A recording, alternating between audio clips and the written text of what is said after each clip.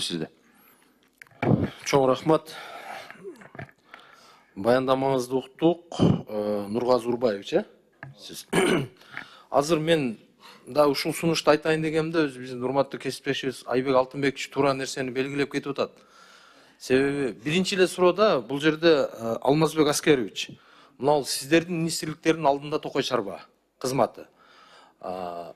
Негизи эле жеке министрликтин ою кандай өзү туура эле тандоо болгон бекен ушул? Мурда себеби ар кандай министрликтерде болгон. Сиздерге чейин Айыл чарба министрлигинин карамагында турду, экология министрлигинин карамагында турду. Азыр эми мисалы сиздердин кайсы бир деңгээлде сиздердин оюңуздар кандай өзү? Саламатсызбы, Кубанычбек Каргамович, Алишер Абдуллаевич, министрликтен Токой чарбасына келгенде бизге 2 жылдан ашып биргеликте биздин өзгө чыгырдалдар министрлигинин алдында иш алып барылып атат. Министрликтин көз карашы буга чейин аткарылып келаткан, анан биздин министрликке киргенде дагы бир топ алдыга жылган жумуштары бар. Бул чогуу өзгө чыгырдалдардын алдын алуу, бул өзүңүзгө маалым болгондой эле Токой чарбасынан 1 миң гектардан ашык жери Токой чарбасына кирет Кыргызстанда эле. Ошонун ичинде өзгө чыгырдалдардын алдын алуудагы чогуу иш-чараларды Токойду бекемдөөгө, Токойдун экме отургузууларда иш-чараларды чогуу алып барып, азыркы күндө быйылкы жылга эле 2000 гектар белгиленген экме Токой отургузуулар. Ошолордун баарын азыр биргеликте Токой чарбасы дагы эмес, башка биздин министрликтин жердеги кызматкерлер менен ушул иш-чараларды аткарып келип атабыз да. Мунун баары экме Токой же башка өзгө чыгырдалдардын алдын алуудагы иштерди, чоң жумуштарды берет дейм да. Чоң рахмат. Нургазы Урбаевич, жалпы эле ушул сиз Токой чарбанын жетекчиси катары бүгүнкү күндө Кыргызстанда канча өзүңүздөр өндүрүп аткан питөмниктериңиздер бар? Жылына канчадан дарак отургузуп атасыздар сиздер? Токойго кошумча болуп атат.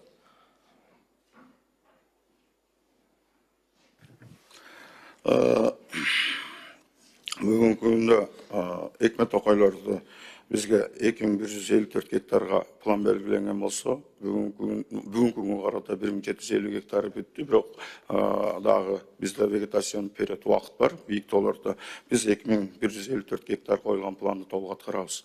Андан сырткары бизде 41 Токой чарба болсо, ар бир Токой чарбада экме Токойлор өстүрүүчү көчөтканалар бар. Бизге берилген тапшырма 16 миллион көчөт даярдаш керек болсо, бүгүнкү күндө 16 миллион көчөт өстүрүп атабыз, өстүрүш керек болсо. Бирок бүгүнкү күндө стандартка ылайык 9 миллион бериш керек, 9 миллион көчөт беришибиз керек болчу 2026 жылга. Бүгүнкү күндө 9 миллион стандарттуу көчөттөрүбүз даяр. Ал эми Жашыл мурастын аркалында 520 миң көчөт жергиликтүү органдарга жана юридикалык жактарга таратылып берилди. Ал эми калган көчөттөр болсо биздин өзүбүздүн мамлекет Токой фондунун аймагында отургузулат. Жок, ошондо 9 миллион көчөттүн 500 миңден ашыгы уже таркатылып бериптир. Жергиликтүү органдарга, башка юридикалык жактарга жашылдандыруу максатында таратылып берилди. Ал эми 5 миллион 500 миңи биздин өзүбүздүн 5 миллион 300 миң өзүбүздүн Токой чарбанын мамлекет Токой фондунун жерлерине отургузулат. Отургузулду же эми отургузулду? Эми гектар боюнча алганда бүгүнкү күндө 70% отургузулуп бүттү. Ал эми калганы дагы деле отургузулуп атат. Анткени вегетацион период бизде бийик тоолуу райондорго да отургузулат. Дагы мисалы убакыт бар. Биз июндун 20-сына чейин отургузууга мүмкүнчүлүктөрүбүз бар. Нургазы Урбаевич, ушул азыр бул эми чоң көлөмдө миллиондогон көчөтчү. Бул жакшы көрүнүш. Бирок эми ошону мониторинг кылып атасыздарбы? Сиздер мисалы ошол миллиондогон көчөттөрдү олтургузган менен анын эффективдүүлүгү кандай болуп атат?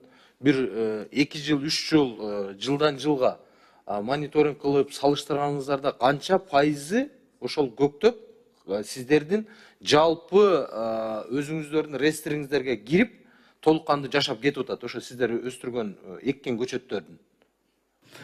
Биз эккен көчөттөр биринчи жылы эгилгенде мониторинг жүргүзүлөт. Андан кийин 3-чү жылы мониторинг жүргүзүлөт. Мындан 3 жылкы көчөттөр 65%, ал эми былтыркы жылкы 2025 жылы отургузулган көчөттөр 75% өнүмдүүлүк берип атат. Бизде өнүмдүүлүк деп пайыз менен эсептелет. Рахмат. Нургазы Урбаевич, Токой кодексинин кайсы нормалары конкреттүү түрдө, мындай практика түрүндө иштебей атат? Барбы ошондой жагдайлар? Бул боюнча мен жумушка келгениме 2 ай болду. Келер менен эле биринчи ушулуну колго алгам. Бүгүнкү күндө анализ жүргүзүү боюнча буйрук чыгарып, анализ жүргүзүлүп атат. Эми болсо, мүмкүн болсо ушул бардык анализ жыйынтыкталгандан кийин сизге маалымат кат жүзүндө берип коеюн. Сиздин өзүңүздүн кесибиңиз кандай? Өзүм кесибим токойчу. Бул тармакта 26 жылдан бери иштеп келем. Бирок ошол токой тармагынын ичинде мен именно картография, инвентаризация, токойлорду инвентаризация кылуу жаатында иш жүргүзчүмүн. Нургазы Урбаевич, эми сиз кесипкөй адискес, ушу 20 жылдан ашык ушул тармакта өмүрүңүздү арнапсыз. Эми сизде дагы эми ушул жетекчи болуп калсам, ушундай көйгөйлөрдү чечсек деген сиздин өзүңүздүн идеяларыңыз, ойлоруңуз, же болбосо ошол эле жалпы Токой кодексине мыйзамга өзгөртүүгө муктаждык барбы? Кайсыл жерлеринде кемчилик бар? Кайсыл жерлери мисалы ошол кодекстердин кайсы статьялары толук кандуу иштебей атат? Мисалы просто жазылып калган, аны поправка кылыш керекпи? Ошондой бир сунуштар, жаңы бир идеялар барбы? Негизи токойду өнүктүрөлү, өстүрөлү деген максат менен келип отурам. Бүгүнкү күндө ушул токойлорубуздун аянты жакшы болгону менен чынын айтканда картайган токойлор деп эсептелет бизде. Мен эң эле негизги максатым ушу токойдун жаш артышына көңүл буруу. Андан сырткары чынын айтыш керек, бүгүнкү күндө токойлорду асыроо иштери узаксап келатат. Анткени деген биз экме токойлорду отургузуп келатабыз. Бүгүнкү күндө 80 000 гектардан ашык экме токой болуп, кол менен өстүрүлгөн таза токойлорубуз бар. Ошоларда жана токойду кыйып, асырап, мындай суюлтуп турушубуз керек болчу. Бүгүнкү күндө ошол иштерибиз кичине жүрүп атат, бирок бир аз дагы ылдам жүрсө деген максатым бар. Мен эң биринчи кезекте ушу токойду кыркпаш керек, таза туруш керек деп көп эле экологдор айтып атпайбы? Жок, токойду асырашыбыз керек, суюлтушубуз керек. Карыгандарын кыркып, эл чарбасына керектөөлөрүнө жумшоо менен ордуна жаңы жаш көчөттөрдү эгиш керек. Эми ошол идеяны биринчи алдыга чыгарайын деген максатым бар. Чоң рахмат, ишиңизге ийгилик. Себеби эми азыр биз дагы сунуш берип кеттик. Эгерде эми бул токой чарбасы өзүнчө бир агенттик болуп калса, дагы көбүрөөк көңүл бурулат деген ойдомун. Ошондуктан эми сиз бул жакты ишке ашырасыз деген ишеним. Ошого утурлайлы, бул жерде өзгөчө кырдаалдар министрлигинин орун басары Алмазбек Аскерович, сиздерде өрттү алдын алуу үчүн жергиликтүү деңгээлде кандай конкреттүү иштер жүрөт, алдын алуу? Алдын алуу боюнча биздин өзүбүздүн да токтом бар, баягы добровольный пожарный спасательный командалар дегенде. Ошолор менен жергиликтүү биздин облустарда жана райондордо өзүбүздүн бөлүмдөр бар да. Ошо бөлүмдөр профилактика жумуштарында өткөргөндө ошо даярдайт. Мына мисалы азыр бир айыл өкмөттөрдө бизден техниканы сурап атат, бирок ошонун техниканы кайрадан обслуживание кылыш керек. Техника жетиштүү эле, пожарный техниканы берсек деле болот.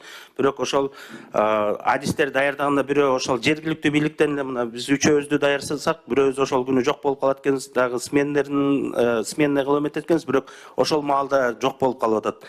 Өзүңүздөр билгендей, территорияда кичине чоңураак болуп калат. Ошон үчүн биздин өзүбүздүн окуу борборубуз бар министрликтин алдында, жана жергиликтүү биздин бөлүмдөр башкармалык облустагы ошолор профилактика жумуштарын жүргүзүп турушат жергиликтүү бийлик менен. Чоң рахмат, Алмазбек Аскерович. Мына эми азыр акыркы жылдары техникалык базаңыздар бир топ толукталды десек болот. Эми Кудайга шүгүр, 5 жыл мурдага караганда азыр эми кеңири коркпой техникаларыңыздарды алып чыгып, кандай гана оор кырдаал болбосун туруштук бере аласыздар деген ойдомун. Ошого мисалы бул суроону эмне себептен берип атам? Кече күнү эле соцсеттерден көрдүңүздөр болуш керек. Ошол Ош шаарында жайгашкан Сулайман тоо өрт чыгып, бир топ мисалы мындай бир резонанстуу болду да, ошого сиздердин маалыматыңыздар болсо керек. Мен бир эле мисалды айтып атам да эми бул жердечи. Ошолордун алдын ала алса болобу эле, кандай зыяндыктар болду, ошол боюнча да кыскача айтып койсоңуз. Вот, мен дагы жаңы эле ушу Баткен Бишкек, Баткен Жалал Абад Ош облусунан селдердин кесепеттерин жоюу боюнча кече эле келдим элем ошол жерден. Анан биз мэр менен да бул боюнча сүйлөштүк. Жана Токойдун берки Сулайман тоонун күйгөндө эле. Ал сигнал 17:48 ошондо түштү, кургак чөп күйүп атат деп. Жерине барып чектөөгө 18-15-20 мүнөттөй кетти. Андан кийин жарым саатта аны өчүрүп, анан мэр экөөбүз ошакта элек биргеликте сүйлөшүп жүргүзүлдү. Жанакы мен айтып кеткендей, сиз дагы туура айттыңыз, техника 5 жылдан бери потенциалыбыз өзгөчө көбөйдү. Ошол эле катарда айтып кетет элем, Токой чарбасында дагы быйылкы жанакы жак автоунааларды тоолуу жерге барганга, андан тышкары техника, тракторлор алып, ошо өрттө дагы Токой чарбасында дагы өрттөр көп болуп турат. Акыр калган Таластагы жана башка токойлор, биздин өт жактагы эле жакында болгон өрттөр, ошонун баарына биздин токойчулар катышат, жанакы техникаларды барчу жерине чейин тракторлор менен алдын алууга иш-чаралар жүргүзүлүп атат. Чоң рахмат. Ушуну дагы бир көңүл буруп эске алып койсоңуздар, себеби жылда кайталанат да, ушул көрүнүшчү. Ошону эми кайталоо максатында алдын ала иштерди дагы пландаштырып койсоңуздар жакшы болот деп ойлойм. Жарайт. Нургазы Урбаевич, мисалы сиздер эми Токой чарбада азыр эми туризмди өнүктүрүү багытында бир топ алгылыктуу иштер жүрүп атат. Мисалы бир эле мисалды айта турган болсок, азыркы күндө эми ошол толук кандуу биздин токойлорду аралап өткөн жолдор, биздин жанагы туристтерди жакшы кабыл алуу максатында азыр Минтранстагы урматтуу президентибиз өзүнүн тапшырмасына ылайык, мисалы кээ бир жайлоолорго чейин жолдорубуз асфальт болуп атат. Ал Кудайга шүгүр. Бир эле нерсе, мисалы мына Ош областында Беш конуш жайлоосу бар. Өзүңүздөр билесиздер. Ошол Беш конуш жайлоосуна дагы 6 чакырым жол оңдолуп, бүгүнкү күндө ошол биздин туристтик багытыбызды мындай алдыга жылдыруу максатында ошондой жакшы иштер болуп атат. Бирок ошого утурлай эле эми туристтерди кабыл алуу боюнча дагы биздин ишкерлер ар кандай мисалы эс алуучу жайларды салып, сиздер менен келишимдерди алып, жакшы иштерди жасап атат.